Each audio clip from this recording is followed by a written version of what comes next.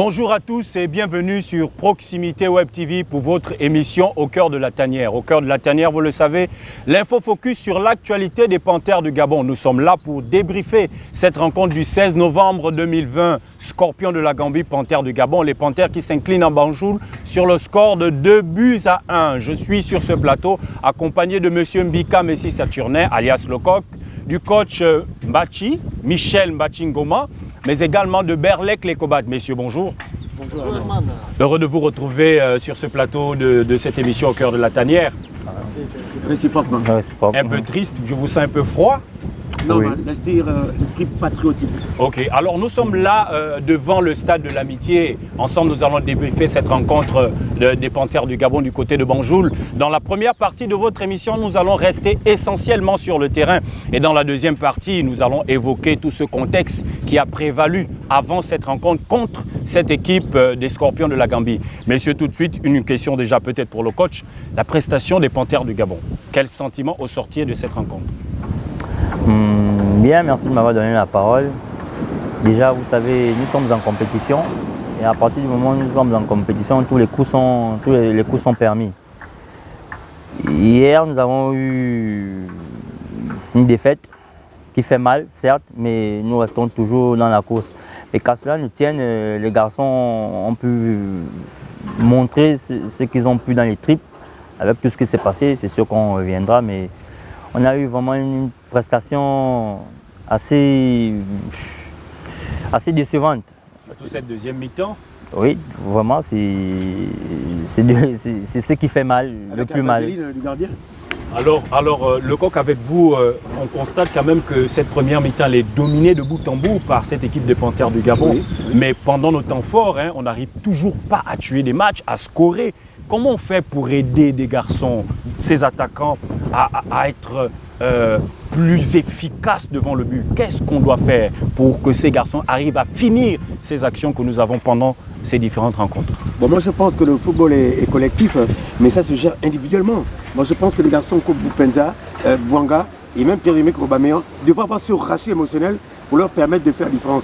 À chaque fois que les Panthères jouent, on a blessé une bête, par exemple en bourse, je fais la chasse, je blesse la gazelle, mais après il faut l'achever. On n'arrive pas à finir, on ne sait pas. C'est pas si l'entraîneur qui va rentrer sur le terrain le faire. Moi je pense que des garçons comme Boupenza devraient beaucoup réfléchir et améliorer leur condition mentale. Alors on va regarder un peu la prestation de certains joueurs, notamment le capitaine Pierre-Emerick Aubameyang, Berlek Lekoba. Quelle analyse faites-vous du match du capitaine des Panthères du Gabon? Mais il faut déjà partir de son club. Pierre-Emerick aujourd'hui, c'est 8 journées de championnat pour 2 buts. Il n'est pas sur la même dynamique que lors des années antérieures. Et parfois, il y a une possibilité de se relancer à partir de la sélection. On a vu plusieurs joueurs, on a d'ailleurs vu le gardien Ovono qui n'avait pas de club, qui était un peu en difficulté souvent, remplaçant dans son club, venir en sélection, trouver du temps de jeu et se relancer. Et donc avec Pierre-Emerick, on était un petit peu dans cette petite pensée-là, sauf que ça a été difficile pour lui aussi. Donc la disette se poursuit avec la sélection. Même le but est inscrit du côté de Franceville, il arrivait un petit peu dans des conditions inattendues avec ce ballon plongé par Denis Bouanga. Mais on a vu un Pierre-Emerick qui était surtout esselé, qui a manqué de soutien, qui a manqué de ballon, des opportunités pour pouvoir inscrire ce but qui aurait largement fait du bien à l'équipe nationale. Messieurs, est-ce que le capitaine des Panthères du Gabon n'est peut-être pas mis dans les conditions au sein de ce collectif qui vont lui permettre de facilement scorer? Moi je suis un peu fatigué parce que tout le temps on parle de Pierre-Emerick Aubameyang. Moi j'ai l'impression qu'il met un peu de la dentelle. Quand il descend ici à Gabo, je n'ai pas l'impression qu'il se bat. Certes, il n'a pas peut-être des liaisons technico-tactiques. Vous trouvez le coach des Panthères du Gabon pas très engagé lorsqu'il... Non, le capitaine des Panthères, pour moi, il n'est pas engagé. C'est-à-dire qu'il peut quand même, comme on dit, mentir au quartier. Il peut jouer comme un big matcher. On doit le sentir, on ne le sent pas. Et moi, je vais aller plus loin. Je pense que même ce brassard de capitaine, on devrait remettre ce brassard de capitaine à un garçon comme Épaulé Manga. Parce que même à un moment dans le jeu, il y a eu une espèce de petite bagarre. Mais on n'a pas senti un Aubameyang charismatique. Moi, je pense que vraiment, c'est dommage. Peut-être que quand il arrive ici, peut-être qu'il a peur de ses jambes. Votre avis, nous allons prendre l'avis du coach sur la prestation de Pierre-Emerick Aubameyang. C'est vrai ce que mon cher aîné est en train de dire, mais il faut comprendre que le contexte est assez particulier, assez difficile. Pierre-Emerick, c'est un buteur. Quand on le veut ou non, c'est un buteur. Excusez-moi, mais ce n'est pas tout le monde qui marque. C'est pas tout le monde qui marque. Prenons encore le match d'hier. Le match d'hier, il n'a rien eu sous la dent en fait. Excusez-moi, il n'y a pas eu d'action où voilà, il pouvait se montrer assez dangereux vu le contexte dans lequel nous avons évolué. C'est là le problème d'alimentation de l'attaquant des Panthères du Gabon. Dans ce schéma proposé par Patrice Neveu à la fin du match, c'est 4-3-3, on va le dire comme ça. Tout à fait. Kanga qui joue derrière les attaquants, c'est comme ça qu'il joue un peu en club. Ouais. Est-ce que vous trouvez que la prestation par exemple de Gaylor sur ce match n'a pas été satisfaisante? Est-ce que c'est lui qui n'arrivait pas à alimenter cette équipe des Panthères du Gabon, cette attaque des Panthères du Gabon? Oui, merci, j'en viens. Kanga doit aujourd'hui comprendre qu'un meneur, c'est un buteur. Mais vous voyez, aujourd'hui, Pierre-Emerick, on dit qu'il ne marque pas, mais tout simplement parce que cet impact offensif, nous ne l'avons pas pour le moment. Kanga, ce n'est pas une critique, mais il passe tout son temps à dézonner. À quel moment Kanga va marquer, à quel moment il va faire jouer ses partenaires, à quel moment il va faire un peu comme à Londo Valéry à l'époque, à Ndjisi Kadié par exemple. Vous voyez? Mais moi je pense que... Vas-y. On peut reprocher à Pierre-Emerick le côté non-buteur, vous voyez, lors de ces deux matchs. Et on peut peut-être aller plus loin en réclamant le côté implication, le côté agressivité. Exactement, il peut ne pas marquer, oui, mais on peut le sentir présent, bagarreur, dans le match, bagarreur, agressif dans le meilleur, merveilleux sens du terme, pour permettre peut-être à d'autres de briller, pour alimenter, arriver, revenir un petit peu au niveau du milieu de terrain pour la construction, parce qu'on a vu souvent quand ça a été compliqué pour Romario avec le Brésil, ça a été compliqué pour Samuel Eto'o avec le Cameroun ou avec Didier Drogba, c'est des garçons qui étaient capables de revenir après avoir compris que devant on avait peut-être mis 2, 3, 4 joueurs sur lui, donc il se démarque un petit peu, il vient créer un petit peu cette brèche-là pour permettre à d'autres de briller et de marquer, parce que au bout du compte, ce que nous recherchons, c'est la victoire du Gabon et non pas forcément le but de Pierre-Emerick Aubameyang. Et ça se ressent, comme disait Lecoq tout à l'heure, sur des petites bagarres, des petites échauffourées dans le match, ou alors, prenons le cas du but encaissé par Famezu, et c'est là où on doit être capable de voir un capitaine qui arrive et qui remonte un petit peu les bretelles et qui ramène tout le monde un petit, qui remet tout le monde sur les rails. On va y arriver, on parlait là de Pierre-Emerick, de Kanga Gaylor, que dire du match de Bruno Ekole Manga. On a vu ces derniers temps un peu des critiques, pas très peut-être correctes pour ce garçon qui est depuis en sélection, mais quand même il y a ce but à la fin du match, comme quoi l'expérience peut toujours permettre de pouvoir sauver la face lors de certaines confrontations, messieurs. Oui, aujourd'hui, Ekole, il n'a plus rien à prouver pour moi, la preuve. Mais aujourd'hui, il est orphelin d'Api. Api Nango et Api Nango, on n'est pas. Voici aujourd'hui le jeune Jules Christ, c'est vrai, il a joué, mais... On a vu des limites. Coach, avec vous, est-ce que vous pouvez nous faire une analyse de ce but que l'on encaisse? Parce que c'est une contre-attaque, c'est une phase offensive pour nous, on perd le ballon, c'est du 2 contre 2, mais à la fin, on encaisse quand même ce but. Ouais, vous savez, le football, il est universel. Le football est vraiment universel, pourquoi? Parce que vous voyez, lorsqu'il y a le but, les deux sont en duel contre l'attaquant. Mais attention, c'est presque un, je peux dire un 2 contre 1. Mais au finish, Jules Christ, vous voyez, il ne modifie pas sa course. Pourquoi? Exactement. Il devait faire une couverture réciproque. Merci. Et voilà. Et c'est ce qui amène le but. Pourquoi? Parce qu'après, Poko manque de concentration sur ce but. Pourquoi? Parce que c'est vrai que Poko garde le gars, mais Poko ne doit pas permettre à ce gars d'être centreur ou d'être buteur. Malheureusement, c'est ce qui est arrivé, voici le but. Mais c'est sur le terrain, avec des équipes comme le Cameroun, pour ne pas aller loin, peut-être le Togo. On avait Adebayor qui n'était peut-être pas nanti autour, mais qui a pu amener cette équipe du Togo en Coupe du Monde. Samuel Eto'o, on a souvent vu des garçons vraiment réagir sur le terrain. Vous l'avez déjà dit concernant Pierre-Emerick. Lorsque Famezu prend ce but, on n'a pas vu le capitaine aller l'encourager. Après cette erreur qui peut arriver à tout le monde, parce que les conditions de la pelouse quand même, il n'a pas été encouragé par ses coéquipiers. Mais un garçon qui s'est un peu retrouvé seul. Heureusement qu'il s'est repris après, sur 2 ou 3 actions, il est resté concentré. Sinon, on pouvait prendre au moins 2-3 buts après ce but qu'on encaisse matinalement en deuxième période. Mais moi, je pense que ça peut arriver. Hein. La vaseline, comme on dit en italien, qu'a fait Famezu, ça peut arriver. Mais après, il faut que les gars se remettent dans la bataille. J'ai vu un garçon comme Poko ameuter les troupes, se battre, même quand il est sorti, il était très fâché. Moi, je pense que Pierre-Emerick Aubameyang, quand le fameux est encaissé, on va lui aller vers lui et l'encourager. Il est resté stoïque dans son coin en attaque. Et puis pour parler purement technico-tactique, Aubameyang, on sait que c'est quelqu'un qui prend la verticalité orthogonale et séquentielle. C'est vrai. Il n'a pas la formation de base qu'Eto'o. Parce qu'Eto'o a été moment numéro 10. Adebayor a joué un peu dans l'entrejeu à des moments. Mais vraiment, Aubameyang, sa terre aujourd'hui, c'est qu'il n'est pas assez latin, il n'est pas assez technique. Il dépend d'un collectif. Et quand il a un garçon comme Kanga Golor à côté de lui, qui ne sait pas jouer en 3 quarts, qui est tout en dos au but et qui joue pratiquement comme un demi-défensif. Donc moi je pense que tous ces ingrédients font que aujourd'hui, Aubameyang, les Panthères, ça n'arrive pas à avancer. Et on a vu presque le ciel s'abattre sur le gardien après cette bourde. Ouais. On voit comment il lève cette main pour essayer S'excuser. de s'excuser auprès Deux de ses fois. partenaires. 3 fois. Il est en train de réclamer une sorte de réconfort. Il cherche vainement un partenaire ou 2 ou 3 qui seraient venus rapidement le chouchouter, le reconforter tout de suite pour lui dire écoute, c'est des choses qui arrivent, on récupère le ballon rapidement, on l'amène le ballon au rond central et puis on lui dit écoute, allons-y. Et ça a pesé par la suite parce que les 2-3 ballons en retrait qui ont été remis à Anthony Mfamezui ont été encore des dangers. Parce que ça a failli mal se passer sur ce coup-là. Donc il n'avait pas récupéré parce qu'évidemment il avait été laissé un petit peu à l'abandon par ses partenaires qui n'ont pas pu le réconforter. Alors messieurs, le coaching de Patrice Neveu, nous avons vu des changements, nous avons Jim qui est rentré, Fad qui est rentré, et le troisième également.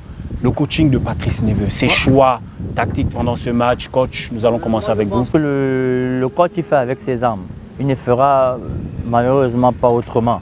Il fait avec ses armes. À mon avis, en tant que technicien, sa façon de réagir, il fallait qu'on marque au moins un but. Et vous voyez que son coaching a fait en sorte qu'on puisse marquer un but, mais il n'avait pas prévu la boulette du gardien. Je dis Dieu merci que ça arrive maintenant pour que Far se remette en confiance. Parce que tout est une question de confiance, tout est une question de personnalité. Espérons juste que les prochaines fois, on puisse mettre un peu de concurrence, parce que c'est la concurrence qui amène à être performant. Ça, c'est vraiment pour ma part. C'est aussi pour ça qu'on avait regretté lors du match amical face au Bénin qu'il n'y ait pas eu assez de rotation. Parce qu'un garçon comme Fad Nzengue, qui découvre la sélection nationale, je pense que c'était sa première sélection, à ce niveau-là, c'est une grosse responsabilité qu'on lui confie pour aller chercher l'égalisation dans un match qualificatif où le Gabon se retrouve mené. Alors que, en réalité, il aurait été intéressant qu'on voit Fad Nzengue sur ses premières minutes avec la sélection nationale lors des matchs amicaux face au Bénin. Et là, quand il rentre face à la Gambie, il aurait quand même eu une autre mentalité, une mentalité un peu différente, une attaque un petit peu différente parce que derrière il aurait quand même eu un petit vécu et c'est ça le problème. Mais messieurs, on va y aller. Je ne sais pas si... Que faut-il améliorer pour les Panthères du Gabon? Parce qu'on a ce match Gabon-RDC le 22 mars qui arrive. Ensuite, nous aurons le 30 mars Angola face au Gabon. C'est sur ces 2 matchs que la qualification va se jouer. Qu'est-ce qu'il faut améliorer assez rapidement au sein de ce collectif des Panthères du Gabon? Déjà, moi, je pense que, je ne sais pas si Kanga Golor fait les médicaments au coach comme au quartier, mais je pense qu'à ce niveau, il faudrait mettre un nouveau sang. On a amené, je crois, Madina, qui est dans le groupe. J'aurais aimé que Madina aussi ait son temps de jeu. Moi, je dis il faut que le coach, parce qu'avec Kanga Golor, on se retrouve en 4-3-3. On a pratiquement 3 demi défensifs. On a Grand Ibrahim, on a Poko, et il y a lui, parce qu'il est un cran en dessous. Moi, je pense que on aura certainement le retour de Mario Lemina d'ici là, coach. Par exemple. Que faut-il améliorer? Non, mais moi je pense que les gars doivent comprendre que c'est des internationaux. C'est des professionnels. Lorsqu'on arrive en équipe nationale, ils doivent malheureusement se bouger. Ils doivent jouer pour le vert, le jaune et le bleu. Vous voyez? Parce qu'un joueur qu'on convoque en équipe nationale, il arrive, c'est vrai, il joue peut-être dans son club, peut-être pas, mais il doit comprendre que lorsqu'on arrive en équipe nationale, on doit se bouger. Coach, nous sommes allés du côté de Banjul, ce n'était pas pour défendre, lorsqu'on regarde le schéma que Patrice Neveu a proposé. À la place de Patrice Neveu, qu'aurez-vous fait en allant à Banjul? Est-ce que vous aurez fermé le jeu, joué ce match nul, peut-être chercher des balles après des contre-attaques pour marquer, vu la vitesse de Denis et Pierre-Emerick devant? Je pense que le coach ne s'est pas privé de jouer. En oubliant. C'était un mauvais choix? Non, malheureusement, parce que si vous venez défendre contre la Gambie aussi, bon, c'est vous dire déjà que vous avez perdu le match. Le coach a attaqué, mais maintenant après, vous savez, c'est comme dit le football, excusez-moi, le football est spirituel. On ne s'attendait pas à ce que le gardien fasse cette boulette de façon à ce que tous les plans changent en fait. Mais Mathieu, pour paraphraser, pour dire, l'autre fois, dans une émission dernièrement, j'ai dit que quand on va à l'équipe nationale, il faut qu'on ait un peu, comme on dit, on va pour nous dire Koundou, en fond, Lilongbol. Moi, je pense que nos joueurs ne sont pas assez bagarreurs. Il y a un ascenseur émotionnel qu'il faut avoir. Ce n'est pas monsieur neveu de rentrer sur le terrain et marquer des buts. À un moment donné, on sent que... On l'a vraiment vu donner de la voix depuis Franceville. On voit qu'à un moment donné, ça ne va pas. Mais un joueur peut faire différence, soit appel contre appel, et faire quelque chose. Il manque un génie dans cette équipe, Berlek Lekobat. Il manque la personnalité, comme a dit le coach. Il manque ce joueur qui sort du lot, qui propose, qui tire toute l'équipe pendant un match. Exactement, il manque ce joueur-là. Pierre-Emerick aurait pu jouer ce rôle. Malheureusement, il reste un petit peu en dedans. Mais moi, je pense qu'il sera difficile de voir autre chose, de pouvoir offrir autre chose au Gabon que ce qu'on voit depuis Franceville, ce qu'on a vu du côté de Banjul, parce que je laisse un petit peu les joueurs qui sont régulièrement cités. Il y en a qui passent inaperçus et dont on ne parle pas beaucoup. Des joueurs comme les latéraux, même lorsque le Gabon avait la maîtrise du match en première période, on aurait aimé voir sur le côté gauche, Joan Obiang être actif et nourrir Pierre-Emerick Aubameyang qui a manqué largement de ballon. On aurait pu voir sur le côté droit Lloyd Palin déborder et envoyer des ballons à l'intérieur de la surface de réparation. Oui, Kanga peut passer à côté. Oui, on peut évoquer l'absence de Lévi Madinda. Oui, on peut s'acharner sur quelques autres. Mais il y en a qui sont un petit peu là, qui ne sont pas trop provoqués, qui viennent en sélection nationale pour faire leur petit passage. Voilà, que ce soit bon ou mauvais, bon, ils ont été en sélection. Et puis, ils passent complètement inaperçus. Quand on arrive en sélection nationale, il faut montrer ce qu'on sait faire. On revient d'Europe. On se bouger. Il faut se bouger comme je disais tantôt. Parce qu'il faut le dépassement de fonction. Vous l'avez compris sur ce plateau, beaucoup de passion, pas satisfait de ce résultat du côté de Banjul. Nous allons marquer juste une pause, nous allons revenir en deuxième partie. Nous allons terminer avec le terrain et nous allons aborder toutes les conditions d'accueil des Panthères du Gabon avec ces personnes qui sont avec moi sur le plateau. A tout de suite. Je veux dire, c'est des comportements qui sont condamnables parce que, comment dirais-je, la résultante de ce qui s'est passé avant le match va entraîner de gros problèmes à la sélection gabonaise. Si des mesures, si la CAF prend pas une véritable position, une position ferme, parce qu'il faut savoir que bien évidemment, Arsenal a téléphoné à mon joueur Pierre-Emerick et que le voyant dans ces conditions-là, c'est terminé, quoi. Ils ne le libéreront plus, quoi. Et d'autres joueurs, pour d'autres clubs, ce sera comme ça et ça se comprend. C'est des joueurs de haut niveau. Ils ont besoin, je dirais, quand ils viennent en sélection, d'avoir un minimum aussi, comment dirais-je, de confort et surtout pas de les mettre dans des conditions, comment dirais-je, aussi mauvaises et désastreuses pour l'humain. Deuxième partie de votre émission Au cœur de la tanière, toujours en compagnie de ses invités, Berlek Lekobat, M. Mbika Messi Saturnel, le coq est avec nous, et toujours avec le coach Michel Mbachingoma. Il faut dire, coach, que vous êtes un ancien international gabonais et vous êtes coach d'Akanda FC, un club de première division du côté du Gabon. Voilà. C'est pour rassurer les personnes qui nous regardent. Nous sommes avec des personnes qui connaissent le monde du football. Deuxième partie de cette émission, Berlek Lekobat, tout ce qui a prévalu avant cette rencontre, qui certainement explique que nous avons vu cette équipe un peu émoussée. Quelle analyse faites-vous de cet accueil qui a été réservé à cette équipe des Panthères du Gabon du côté de Banjul? Écoute, ce sont des actes qu'on pensait révolus. Il y a longtemps, il y a quelques années, c'était des actes réguliers, c'était récurrent sur le continent. L'accueil ressemblait presque à un accueil de coupe cantonale où il fallait évidemment mettre toutes les chances de son côté en mettant l'équipe adverse en difficulté.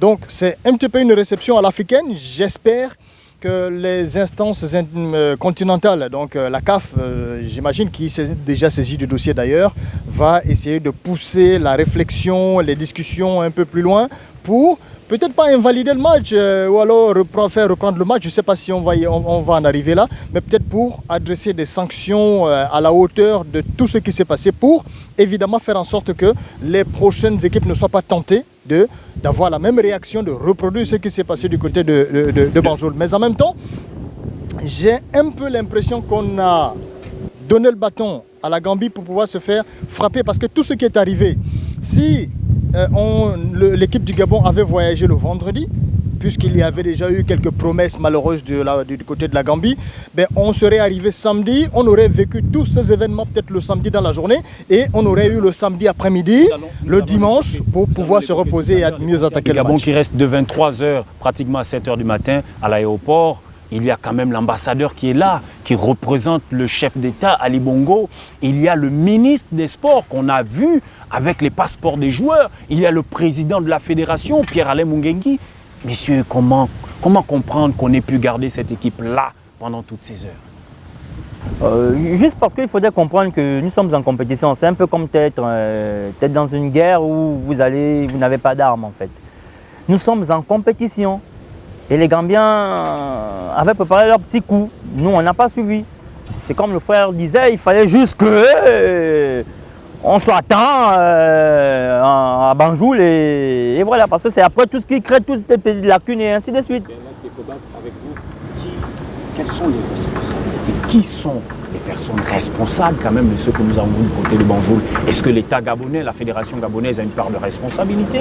Est-ce que du côté de la Gambie, il y a une part de responsabilité? Est-ce que la CAF elle-même a une part de responsabilité par rapport à ce que nous avons vu du côté de Banjul? Oui, mais la responsabilité de la CAF, je vais la mettre dans le cadre de l'inactivité, c'est-à-dire le côté un peu laxiste, j'ai envie de dire laxiste par rapport aux événements de cette nature-là. Je vais remonter un petit peu le temps.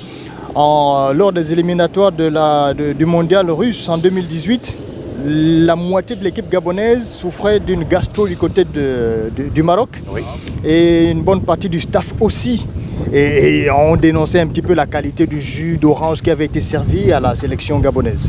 Et là, on pouvait encore se dire que c'était juste des supputations et tout ça. On avait perdu 3-0, 3-1, quelque chose comme ça. Mais le capitaine marocain s'était fendu d'un tweet ou d'une vidéo sur les réseaux sociaux en disant à Pierre-Emerick Aubameyang, écoute, mon petit frère, c'est comme ça qu'il avait dit, ce n'était pas du jus d'orange, on vous a mis quelque chose dans le thé. Vous voyez ? C'est une déclaration qui aurait pu faire l'objet d'une poursuite, voilà, on pouvait passer à ce qu'on dise, mais écoutez, ce n'est pas normal d'en arriver là. Ça pouvait faire en sorte que le Maroc subisse une petite sanction pour refroidir et chaudder d'autres sélections qui seraient tentées de reproduire ça. Bon, la responsabilité du côté de la Gambie, oui, parce que on est en 2020, on ne devrait pas vivre ce genre de situation. La Gambie, c'est un pays qui est à côté du Sénégal. Le Sénégal, c'est un grand pays de foot, donc on devrait s'en inspirer un petit peu pour dire, écoutez, il faut que les choses soient faites de façon tout à fait normale. Il y a des bons exemples pour les mêmes éliminatoires, je crois, du côté du Bénin. Leurs adversaires avaient des soucis avec un avion pour repartir dans le pays. Ils ont affrété, ils ont donné l'avion béninois à leur adversaire qui devait regagner le pays. Donc vous voyez un petit peu, il y a aussi une responsabilité du côté du commissaire du match qui a gardé l'équipe gabonaise alors qu'il a des responsabilités, des prérogatives pour pouvoir appeler la CAF ou pour pouvoir faire en sorte que ce match soit repoussé soit d'1 ou 2 jours. Mais qui est resté muet dans son côté. Le président de la Fédération gabonaise de football est rentré en contact avec son homologue gambien qui a botté en touche. On pense bien que c'était c'était bien huilé. Moi, je pense qu'il faut ça. Messieurs, je crois que la partie gabonaise a introduit un recours. Les preuves sont là, nous avons vu ces images. Quelle sanction, selon vous, est adaptée à ce que nous avons vu du côté de Banjul? Monsieur Herman, moi je veux dire, je me rappelle d'un dirigeant français, Bernard Tapie, quand il avait perdu sa première finale de Coupe d'Europe, il a dit maintenant j'ai compris. Là on sait que c'est un secret de polichinelle. C'est une guerre, comme a dit le coach Mbachi. Aujourd'hui on ne se bat plus avec des calages, des PA, mais je pense qu'il faut s'arrimer. Il faut aussi que nous on rentre dans ce système de gringo. Moi, je pense que nous, si on est trop gentils ici à Gabao, mais oui, moi je pense, c'est une guerre. Messieurs, je veux une sanction. Il faut aussi qu'on mette... Qu'est-ce que vous proposez comme sanction par rapport à ce qui s'est passé du côté de Banjul? Quelle pourrait être la sanction de la CAF? C'est vrai que ce n'est pas une partie technique, mais moi je pense que c'est juste une sanction financière, parce que Aujourd'hui, on essaie d'arrimer par rapport aux dates FIFA, par rapport à beaucoup de choses. Donc, je ne me vois pas rejouer. Messieurs, est-ce Voilà, que la CAF ne peut pas annuler ce match et permettre de déclarer que le Gabon gagne sur tapis vert, par exemple? Oh, ça parce que sur ce match, le Gabon peut se qualifier après ce que les joueurs ont vécu, ce qui pourrait expliquer un peu ce qui s'est passé sur le terrain en deuxième mi-temps. On les a vus très émoussés. Est-ce que ce n'est pas une décision que la CAF peut prendre, messieurs? Je pense pas qu'on soit... On peut l'imaginer, mais c'est pas évident. C'est pas très évident. Guerre virtuelle. Oui, parce que je ne vois pas de précédent. D'ailleurs, regardez la finale de la Champions League africaine. Oui, effectivement, Berlec. Un développement d'une actualité malheureuse entre deux clubs, je crois, égyptiens et marocains. En fait, on était complètement convaincus que ce match devait être rejoué.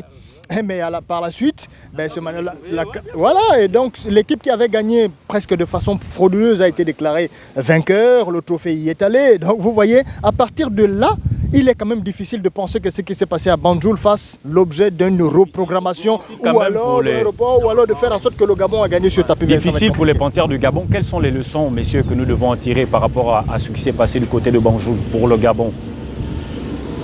Personnellement, du côté des Banjul, déjà, tout le monde a sa part de responsabilité. Je dis bien tout le monde. Mais pour montrer que nous sommes grands, c'est pour réagir le 22 contre la RDC. Oui, en mars. Oui, en mars. Le 22 mars, pardon. C'est déjà réagir. Pour prouver vraiment que c'était réellement un faux pas. Et les dirigeants et les joueurs qui doivent avoir le niveau lorsqu'ils viendront, et voilà. Ça, c'est vraiment pour ma part. Pour terminer, les Panthères du Gabon doivent assurer leur qualif du côté de Franceville ce 22 mars face à cette équipe de la RDC. Oui, bien sûr. Oui, bien sûr. 0-0 à Kinshasa. Sauf que cette équipe de RDC a tellement faim de victoire parce que jusqu'ici, c'est 3 matchs nuls.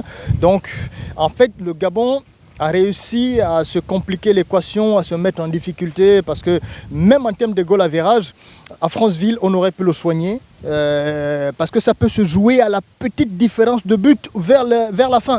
Et vous savez que lorsque le Gabon se retrouve dans ces situations-là lors des éliminatoires, rappelez-vous le 24 mars 2019 du côté de Bujumbura, le raid sur Bujumbura, il fallait absolument gagner, ça s'est mal passé. Et quand on sort les calculettes pour l'équipe du Gabon, généralement on finit avec la queue de la panthère entre les jambes. Vous l'avez compris, nous sommes à la fin de votre émission au cœur de la tanière. C'était là le débrief de cette rencontre du 16 novembre 2020 du côté de Banjul, Scorpion de la Gambie, Panthère du Gabon. Les Panthères qui se sont inclinés 2-1 du côté de Banjul.